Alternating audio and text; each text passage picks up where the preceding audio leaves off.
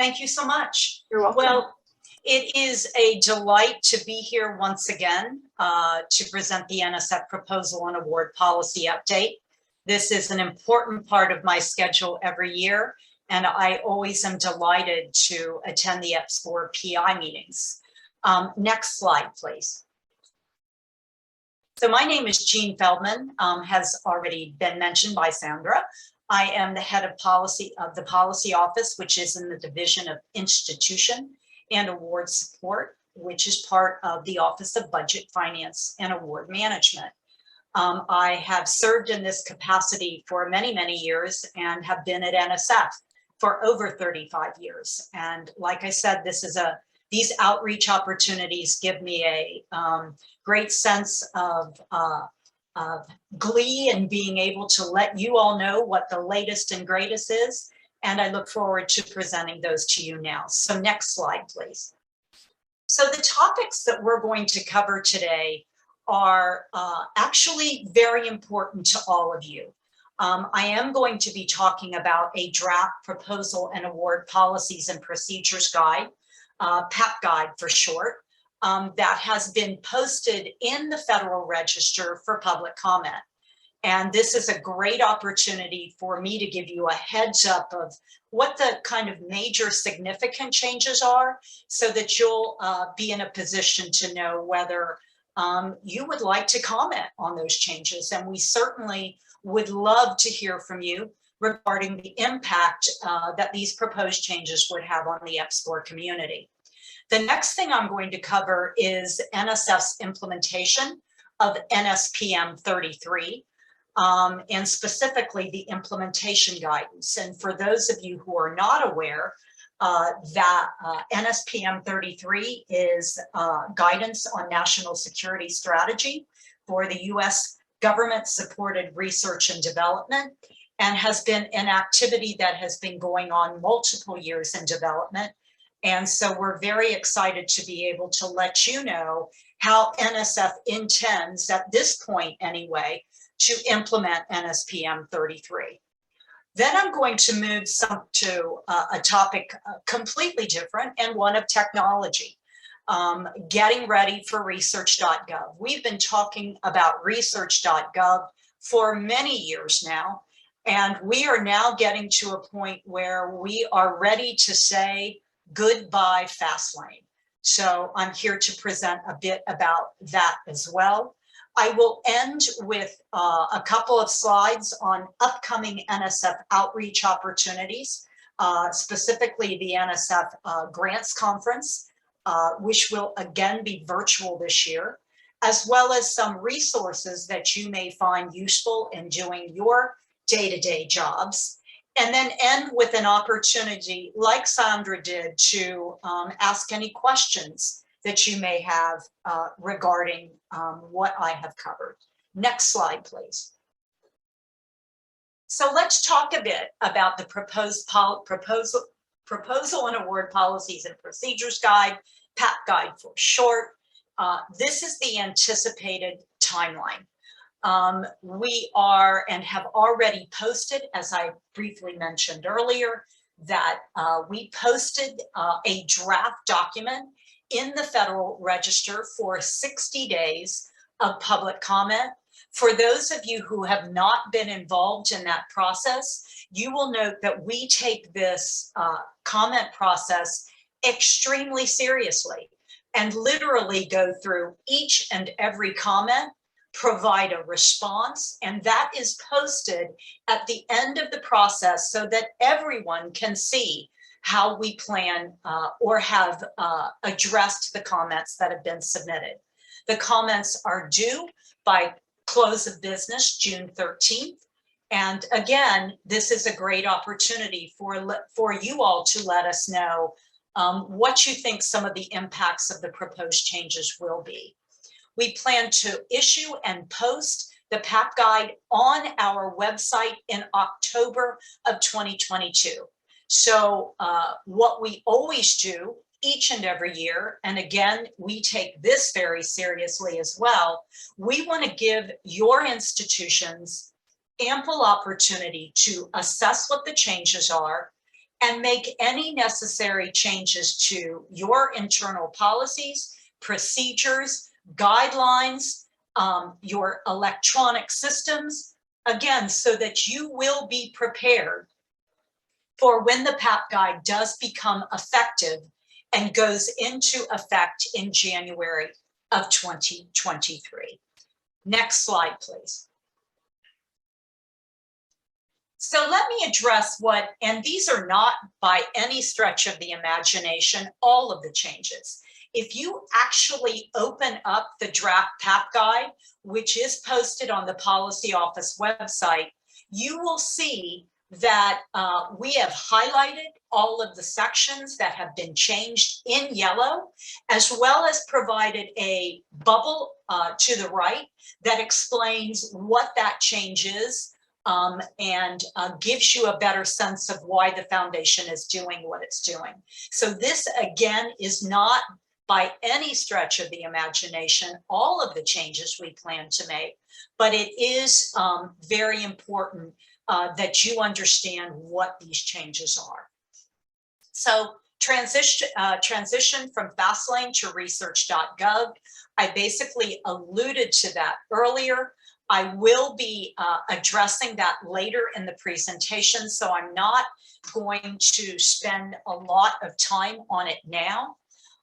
Use of broad agency announcements. We now have a new type of funding opportunity that many of you may not be familiar with. It is one referenced in the federal acquisition regulations. So we have added that to the type of funding opportunity section.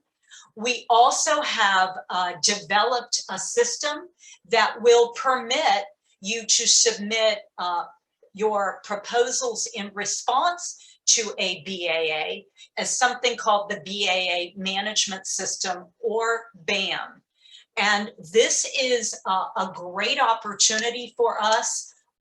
Sandra alluded to our newest directorate, Technology, Innovations, and Partnerships.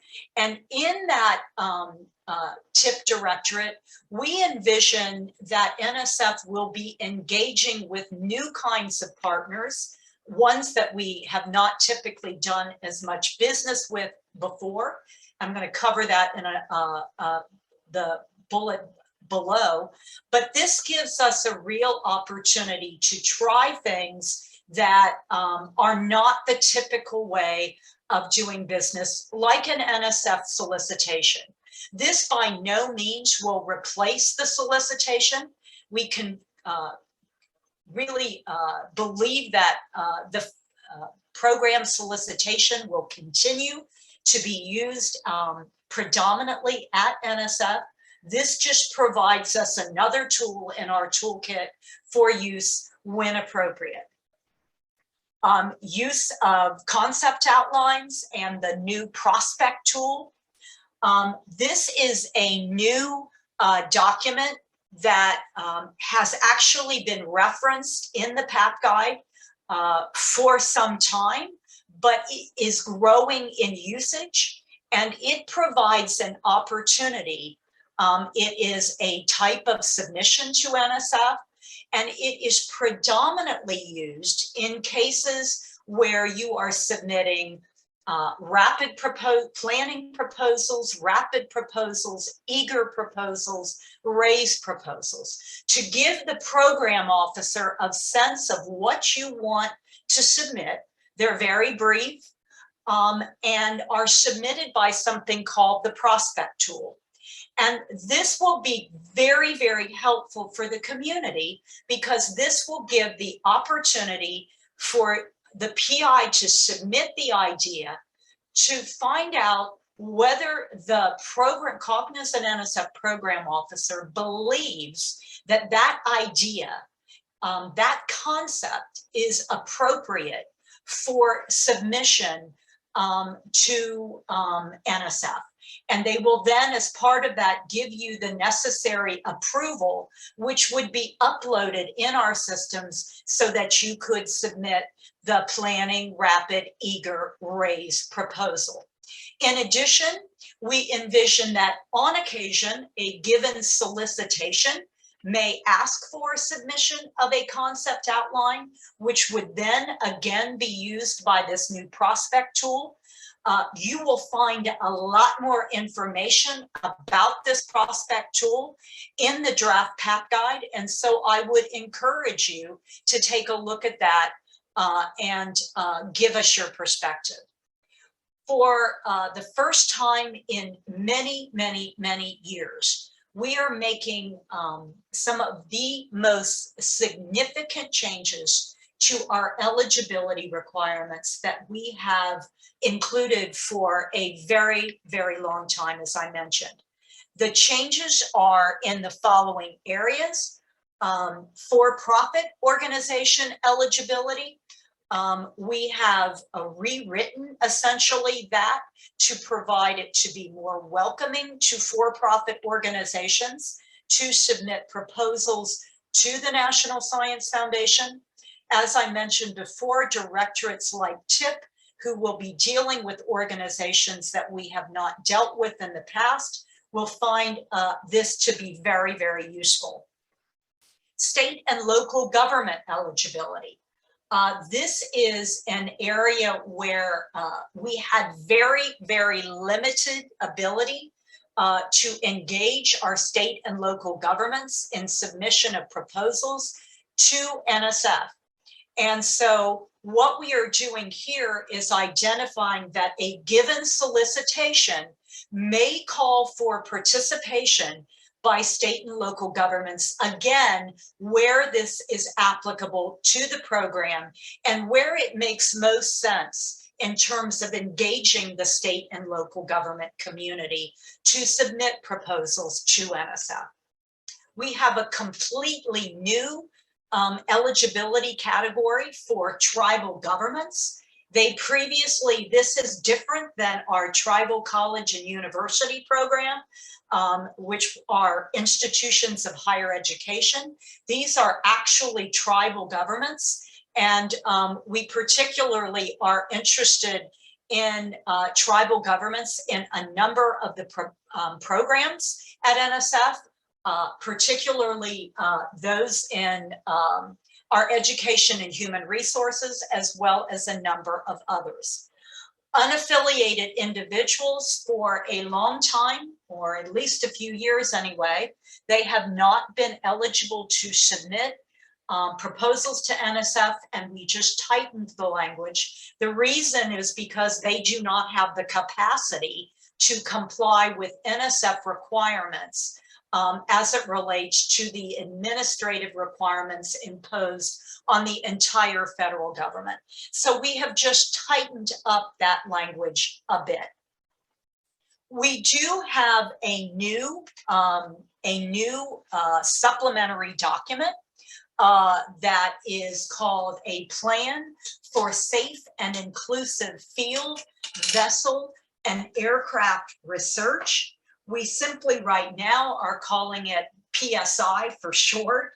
And I think you're going to find that this is a very helpful document that the institution will be required to submit. It's brief in nature, and we put very specific requirements in the PAP guide on what would be included in this new supplementary document. And as mentioned earlier, this is also one that we are very much trying to help the community understand specifically what we are looking for, and ensuring that those that go out and do field vessel and aircraft research are doing so in a safe and inclusive environment. Next slide, please. So this is actually an area, these two bullets, that we have been working on for some time in terms of continued enhancement to both the biographical sketch as well as our current pending support. Now, I'm going to cover the aspects related to these documents as they relate to NSPM 33 implementation in the next few slides, but I wanted to be precise about the kinds of changes that will appear in the biographical sketch and current and pending support. We have been working with our colleagues at the National Institutes of Health for some time now on harmonizing our biographical sketches, our current and pending support documents, and the disclosures that we require you to submit. And so we have been looking at the way that the professional preparation language appears, and we will now be picking up language that appears and is used currently and has been used for some time by NIH with regard to professional preparation. And that certainly, that type of harmonization goes a long way for the community as they submit proposals to multiple funding agencies. This will help in that regard. Beginning in January of 2023, biographical sketches will need to be submitted via Science CV. As of right now, and up to the implementation of the PAP guide in January of 2023, we have two current methods of submitting the biographical sketch via use of a fillable format and via use of Science CV. So until the PAP guide becomes effective in January of 2023, you can continue to use either format, but we want to make sure that you understand what's coming your way. When it's in Science CV, you will be including, will apply as it does right now to all senior personnel, which is PIs, co-PIs, and faculty. As part of the submission process for the biographical sketch, you will be including, it will automatically be happen for you in Science CV, but you will be completing a required certification that appeared in the National Defense Authorization Act of 2021, Section 223, regarding a statement that the information is accurate, current, and complete, as well as providing information to the submitter that lets them know that the statutory backbone of this that requires you to understand what it means when you submit information that is not accurate, current, and complete. The final change in the biographical sketch is, for the first time, NSF will be encouraging senior personnel to register in ORCID. Many of you are already familiar with ORCID. And what this will do for you is help with the pre-population of the biographical sketch, as well as in the future current and pending support. And so we're very enthusiastic about using this as a first step. Again, it's encouraged, it's not required, but we believe that the benefit to you will be significant. And so we're taking this first step in the 2023 version of the PAP guide to make sure you're aware that this is an opportunity and that it can help you complete your biographical sketch. With regard to current and pending support, we are increasing our standardization with the NSPM 33 implementation guidance. I will be going into that, as I mentioned, in more detail in the next few slides. Current and pending support will be resubmitted prior to making a funding recommendation. Again, more information in that in terms of detail.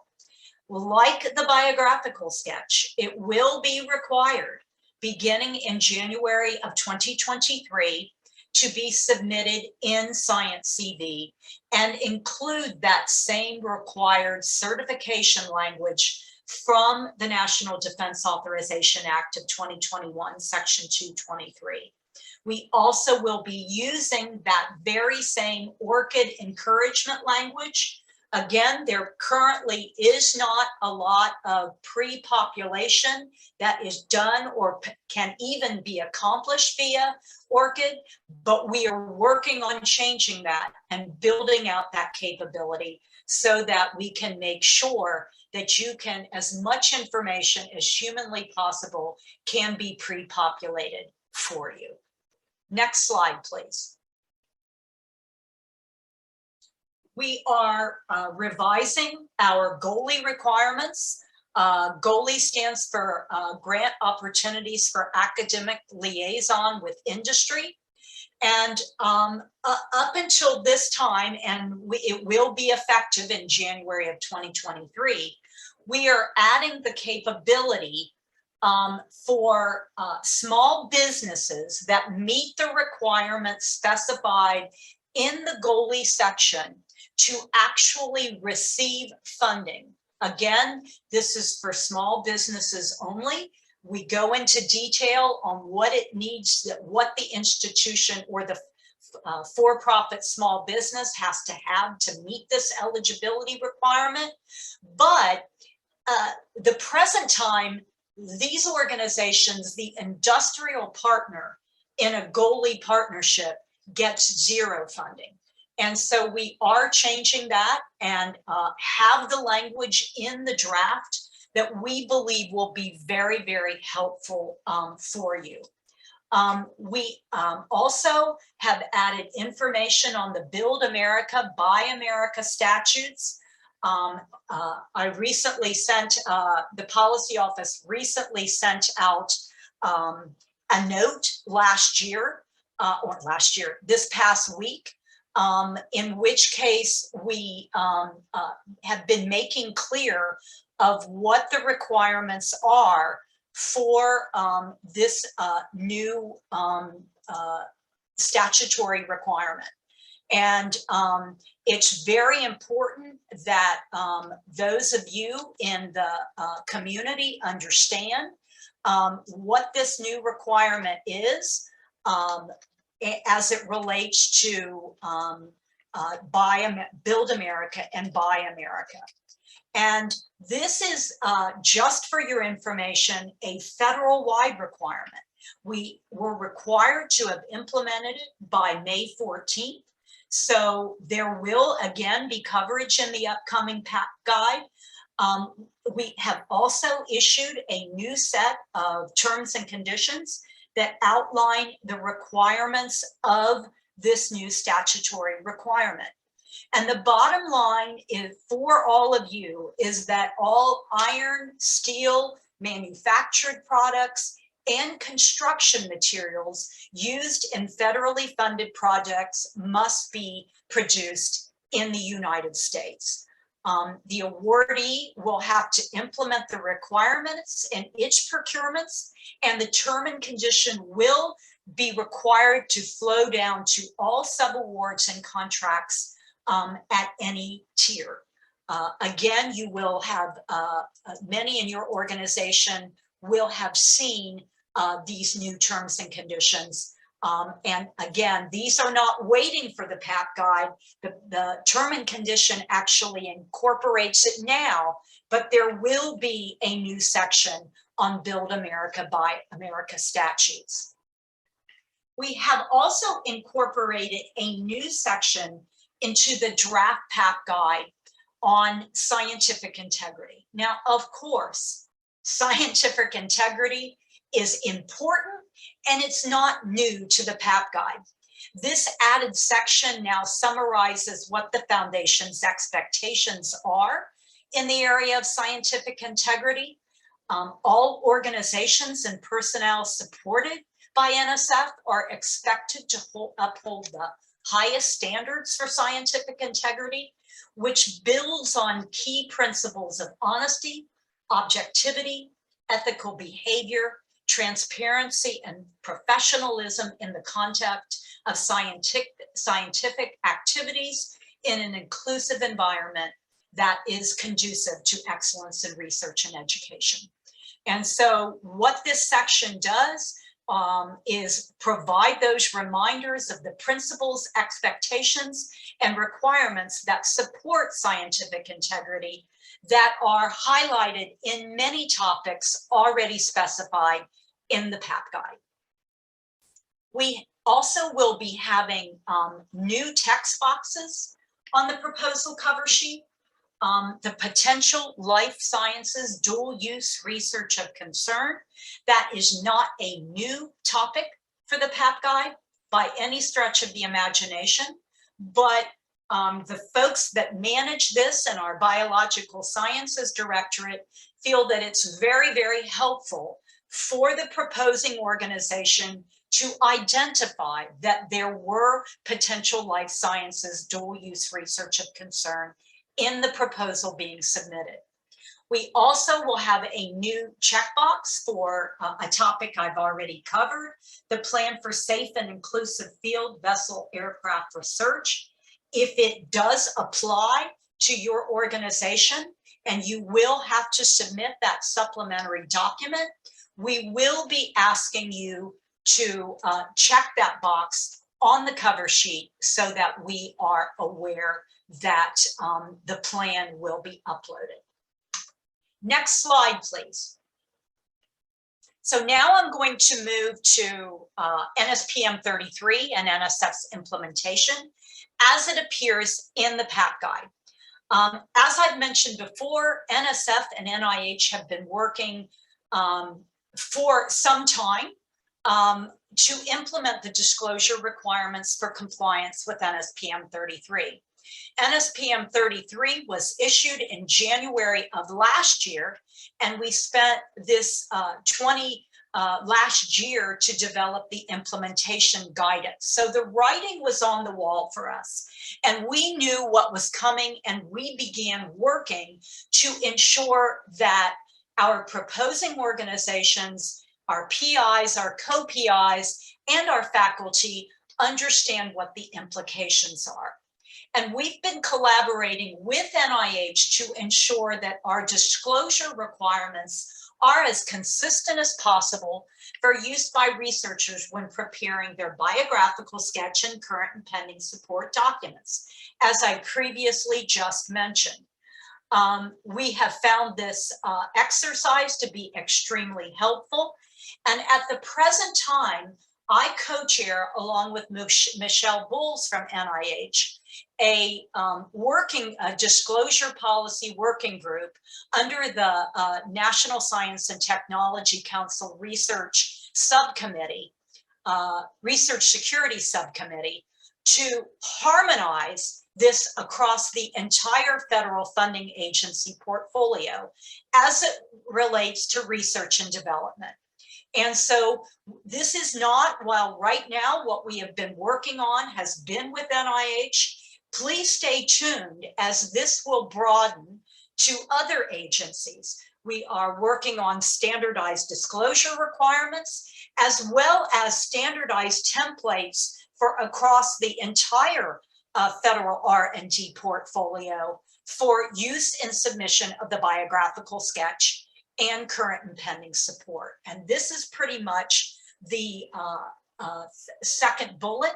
And in addition to the actual template we will be developing, we are in addition also trying to harmonize the actual data elements and instructions. We fully realize how very, very important it is for faculty, PIs, co-PIs to understand the federal expectations. So what we will be developing, what you will ultimately see is in the area of disclosures and use of these templates is about an 80% solution. It simply can't be 100% solution, as each agency has different statutory and regulatory requirements for the information that they collect. So we are doing our best to harmonize it to the extent possible. There will also be a new section on disclosure requirements that has been added to the draft PAP guide. And what this new section will do is identify how NSF collects disclosure information from senior personnel. Now, I've been talking a lot about the biographical sketch and current and pending support, and we absolutely count those as being as under disclosure requirements. But I would be remiss if I didn't also mention that the collaborator and other affiliations section that all senior personnel provide is also considered to be part of our disclosure requirements. And we, again, highlight what the implications are for submitting that information, the importance of the accuracy of that information, and what happens if an individual fails to accurately disclose that information. Next slide, please.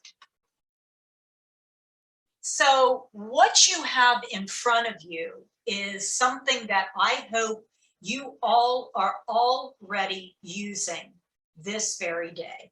And this is our table entitled Pre-Award and Post-Award Disclosures Relating to the Biographical Sketch and Current and Pending Support. This table is significant in that a few years ago, when we were doing this same kind of outreach, we heard loudly from the senior personnel community that they had no idea what they were supposed to submit, what they were supposed to disclose, and where they were supposed to disclose that information. And so we've been working on this table. This is actually the 5th version of this table. It was updated in April of 2022. And when we issue a new table, we identify where the changes are to facilitate use. So for those who have not seen it, let me try to give you a sense of what is actually here on this table. And it is actually multiple pages, folks. So I'm not going to give you a slide with each page of this document, but it is absolutely essential that you, if you're not using it now, begin using this document. So along the top vertical bar, we have the type of activity that will be shown on the vertical axis. And then we have various places in the proposal: the biographical sketch, current and pending support, facilities, equipment, and other resources, and then some post-award reporting requirements, project reports, post-award term and condition. The post-award term and condition is when the AOR at the institution realizes or discovers that there was information that should have been disclosed at the time of proposal submission, but was not. And then we actually have an incredibly useful category called disclosure not required. And you don't see it on this one, but there are a number of places where, and the reason we do this is because we do consider administrative burden. We felt that some of the items, things like gifts with no strings attached, there are a number of these that we include on this list that we say we don't believe it's important for you to provide that information to us, and we don't want you to provide it due to the administrative burden that that would cause. So let me give you a couple examples here. The type of activity is undergrad, graduate, postdoctoral training, including location, major, area, and degree and year. We identify that's included as part of the biographical sketch. All of your appointments, whether they be academic, professional, or institutional, and whether or not remuneration is received, and whether full-time, part-time, or voluntary, is again identified in the biographical sketch. Then we have all your projects, including the project that is being submitted, that are currently under consideration from whatever source and all ongoing projects, irrespective of whether support is provided through the proposing organization, another organization, or directly to the individual, is of course provided as part of current and pending support. But we also identify that you will have to, if you get new active support, if a PI or co-PI, and they're submitting their project reports, they will also have to update that information and provide an updated current and pending support to NSF. We also have the in-kind contributions that are supported, that support the research activity for use on the project or proposal being proposed. This one is an interesting one, because we had this previously as part of current and pending support. But what we heard was that from the community was that there's a better way to do it. And if the foundation is truly looking for all of the contributions that will be available for the project that's being proposed, facilities, equipment, and other resources is a better way to do it. And so that's what we have done. And that particular information is now included in facilities, equipment, and other resources. So again, I think you're going to find that this table provides a wealth of information that helps you comply and understand fully what NSF's expectations are. Next slide, please. So now I'm going to talk about NSF initial disclosures and update/correction requirements. So NSPM 33 implementation guidance encourages agencies to move to just in time for collection of current and pending support information. So we are taking that to heart, and that is heavily being discussed at the foundation as we speak. But it will not be included in the next version of the PAP guide, and I am not even certain what the results of those discussions will be.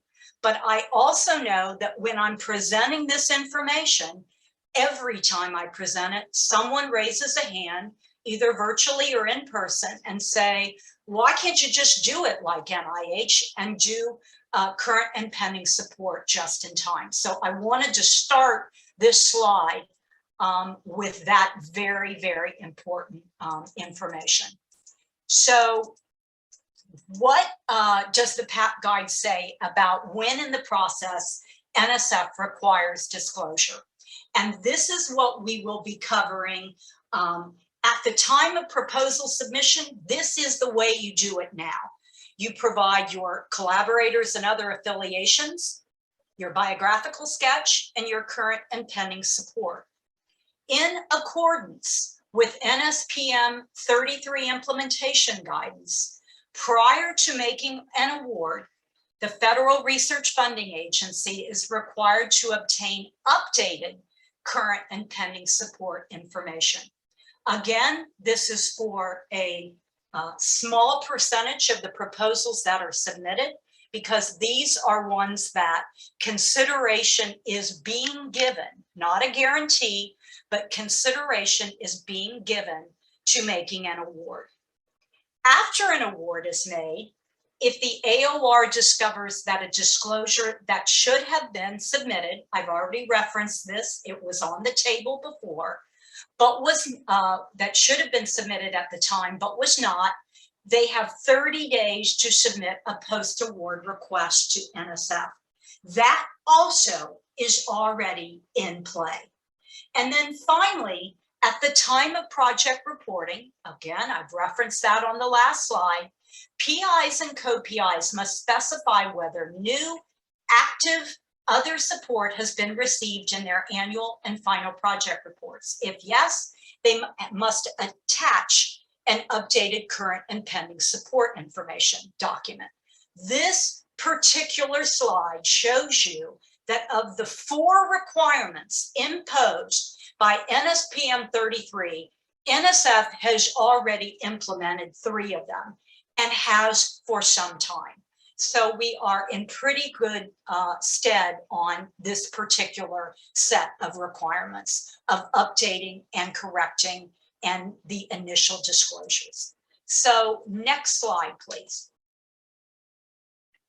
So now I am going to talk a bit about something that NSF issued as in the way of a new solicitation. So NSF issued a new solicitation with the goal of strengthening research security at institutions. The solicitation is NSF 22-576, Research Security Training for the U.S. Research Community. And again, the goal is strengthening research security. NSF is partnering with our colleagues at NIH, DOD, and DOE to find a balanced approach to research security. And this includes the development and implementation of training to help institutions meet the NSPM 33 requirements. There is a requirement in NSPM 33 that is being built out as we speak for research security programs for organizations that have 50 million or more in federal funding. And as part of that section in NSPM 33, it definitely talks about ensuring that individuals are trained. And these new modules that we are developing in coordination with our other NIH, DOE, and DOD will help meet those training requirements.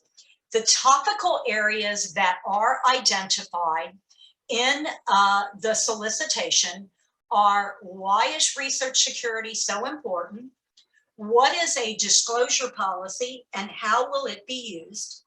What actions can federal funding research recipients take to manage and mitigate risk? And is international collaboration encouraged? So this last bullet is extremely important. We have listening sessions to the research from the research community as part of the Research Security Subcommittee. And what we are hearing is that the actions so far have given the impression that the government is not interested in international collaboration, and that could not be further from the truth. So it is included as one of the topical areas for these training modules. The proposal deadline is May 23rd, so coming up in just a week. And I've put a link to the solicitation on this slide. Now, just to give you a little more sense of how this will actually work, these will be the awards made, 1 to 3 will be in the way of cooperative agreements. And the organizations that receive these awards will actually be working with subject matter experts from NSF, NIH, DOE, and DOD, as well as our colleagues at FBI to work and ensure that we're working in partnership in developing these training modules. So I think this is very important for you all to know that the NSF and our other research agency colleagues are thinking very much about what these requirements are and how we can help you get ready to meet those requirements. Next slide, please. So now I'm going to totally change gears here and talk a bit about goodbye FastLane, hello research.gov. Now I've been talking about this at EPSCoR PI meetings for so long, it's a long time, let's just put it that way. And to nail that point home, the director issued in September of 2020 an important notice that talked to the community about the transition away from FastLane to research.gov. And for the first time, it provided a tentative target date for completion by 2022 and December of 2022 to be precise. This was the first time that a date was actually provided and was specified to help prepare for this transition. The transition for proposal preparation and submission will be completed in time for the PAC Guide implementation of January 2023. So to give you a sense of what we have been doing to prepare the community now, currently about 80% of NSF funding opportunities are supported in research.gov. You say, okay, 80%, why not 100%? Well, we are still adding functionality. NSF is looking at the deadlines for each funding opportunity and migrating them when it could be done to give the research community the requisite 90 days advance notice. So currently, we're seeing an uptick, which is great. About 46% of proposal submission come in through research.gov, but obviously we want that number to go much higher. We want you to be prepared for that transition. And we strongly encourage the researcher community to make the transition earlier than later, because obviously a smooth transition for both the research community and for NSF will definitely be assisted by this earlier transition. It will also avoid a rush at the end, which would overwhelm the NSF help desk. And feedback also helps NSF identify any issues earlier rather than later. The funding opportunity will clearly specify whether submission via research.gov is available or required, and it's being added to solicitations wherever possible as a submission option, even when FastLane has not been removed. Now, we are not eliminating grants.gov as an option for submission. This is a federal-wide requirement. However, there are limitations that continue to remain for grants.gov. For example, separately submitted collaborative proposals cannot be submitted via grants.gov. Next slide, please. So here is some, next slide, please. There we go.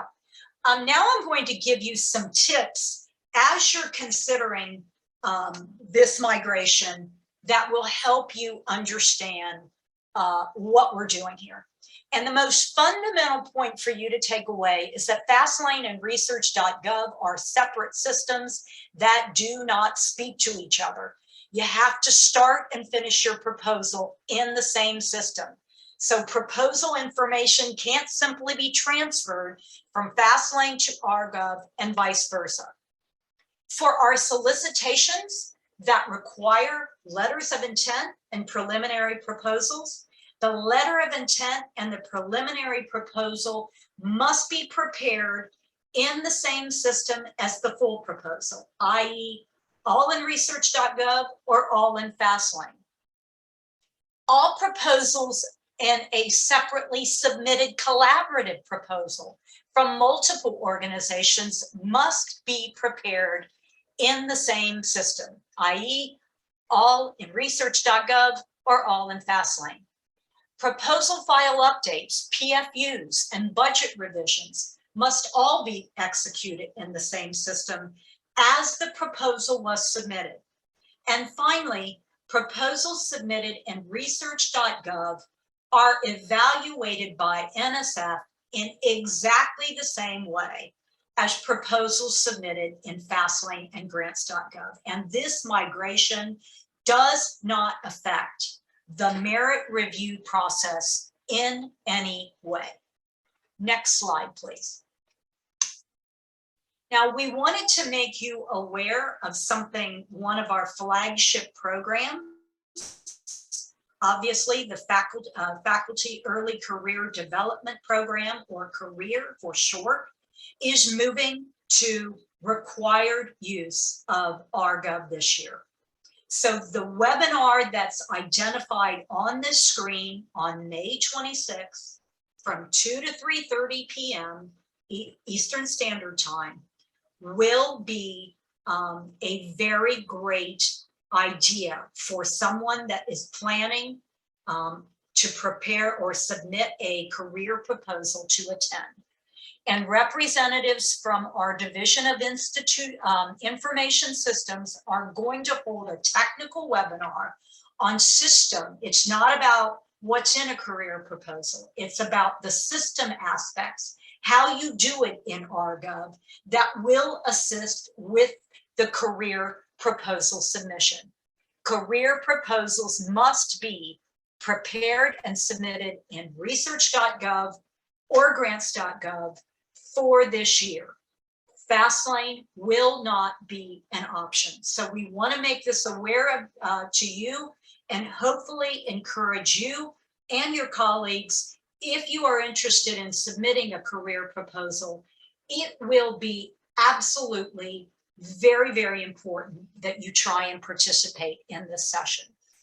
It is registration in advance is required. And I have a link on this particular slide to how you register for this webinar. Next slide, please. So NSF outreach opportunities. I want to end very briefly here to permit about 10 minutes or so for any questions that you may have. Our next spring 2022 NSF Grants Conference will be held virtually from June 6th to June 10th. I cannot emphasize the first bullet it is significant. There is no cost to register. If you come to an in-person NSF Grants Conference, which we have not been holding since the pandemic, it is great. We get the number of 10,000 plus registrants for our last conference. There's no cost to register. So folks at your institutions should absolutely begin to participate. There will be live and on-demand sessions. We will have a proposal preparation and merit review session. Those are recorded earlier. And then we provide an opportunity that was actually taped earlier this week. And we then will use the remainder of the session for Q&A. And so I think that will be very, very helpful for faculty. We will also have award management session for folks to understand what the expectations are should you receive an award from the National Science Foundation.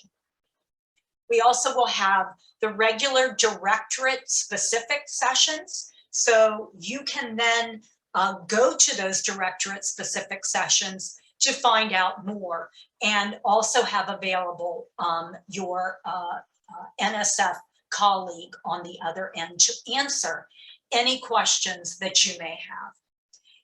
The policy office has also begun to have a policy office webinar series, and they're topic specific sessions. The first one we did was incredibly well attended on disclosure policies, as you can imagine, available live, and then we tape them so that if you ever want to pull them down later, you are free to do so. The next one will be on June 30th, and our colleagues from DS that work in the cost analysis section and in our post-award administration also will be available to participate and answer any questions that you may have. We also have on-demand presentations searchable by topic and by year. As you can see in the blue box, there's more information on the Policy Office Outreach website. And then next slide is just a series of resources where there are links to each of these documents. And with that, that ends the formal part of my presentation. And I would be happy to respond to any questions that you may have regarding topics I have covered or topics I have not. Thank you very much.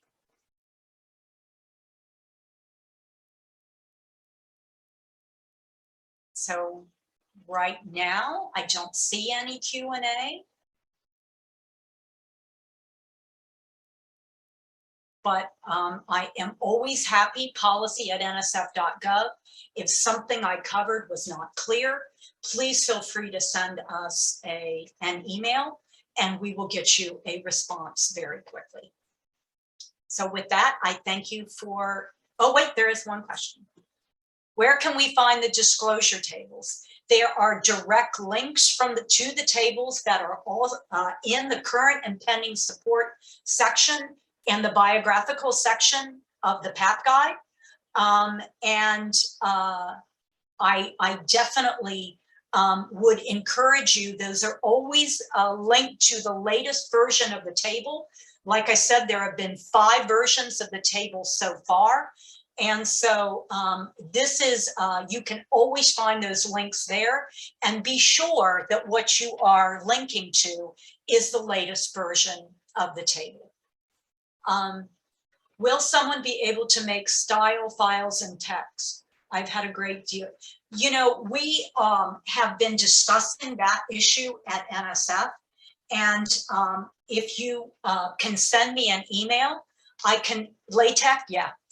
Tech and LaTeX, I am more than happy to provide you the guidance that we have available that was prepared by Stephanie Yee in our Division of Information Systems.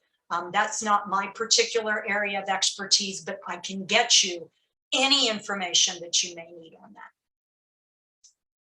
Say we received a new award in October 2022, and the new PAP guide goes into effect in January 2023.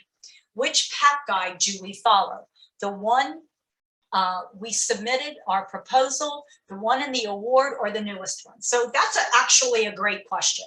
So when you submit, when you receive that new award, you are going to receive a set of terms and conditions that are referenced in the award letter. That is what you have to follow.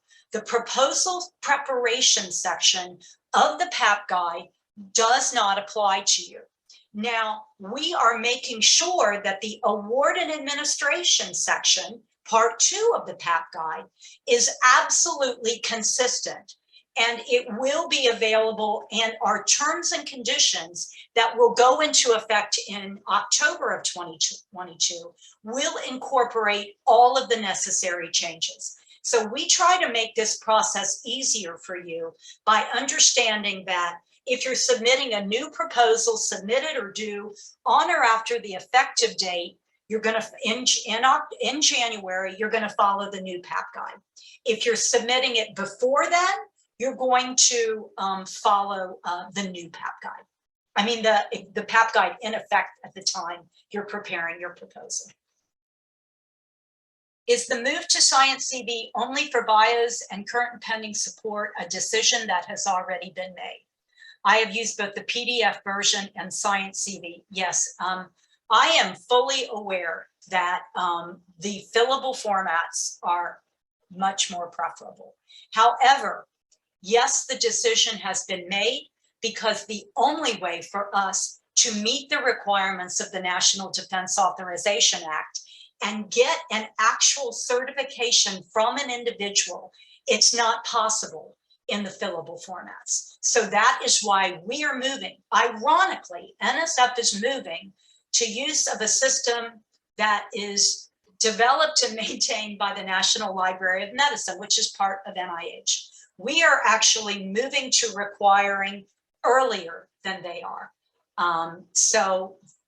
But yes, that decision has been made. Any other, these are great questions, and I'm glad, yeah, I understand the film, they are a nightmare.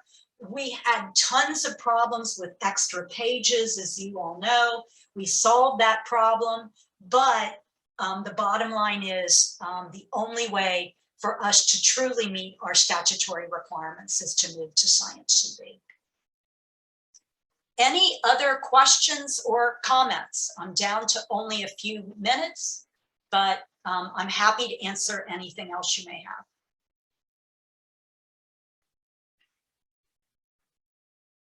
Well, I thank you all for your time and attention. Again, if there's something you didn't think, you thought of it after the session, please send us an email at policy@nsf.gov with that question, or to jfeldman@nsf.gov, and I am delighted to get you a response.